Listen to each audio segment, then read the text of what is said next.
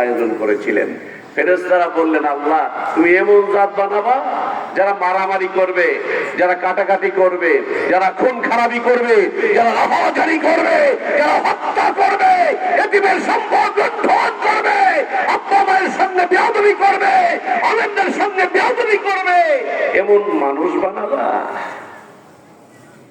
আল্লাহ বললেন, ফেরেশতা তোমরা বেঠিক বলো নাই, সব ঠিক কইছো, সবই সঠিক বলছো, কিন্তু এর পরেও আরো কিছু বিষয় আছে ও ফেরেশতা যেটা তোমরা জানো না, আমি আল্লাহ জানি। সেটা হলো কি? মানুষ না বুঝে অন্যায় করবে, না বুঝে রাহাজানি করবে, হত্যা করবে, সব অন্যায় অপকর্ম করবে। ওদের কাছে যখন দিনের দায়ীরা যে যে বুঝাবে কোরআন অনুযায়ী, আমার বান্দা বান্দি যখন বুঝবে, ওরা যখন তাওবাতুন নাসুহা করবে, ও ফেরেশতা তোমরা জানো না আমি আল্লাহ কত দয়ালু, আমি কত মেহেরবান।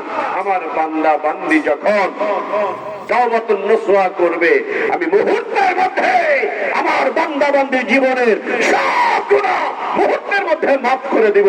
চিৎকার দিয়ে বলুন আলহামদুলিল্লাহ।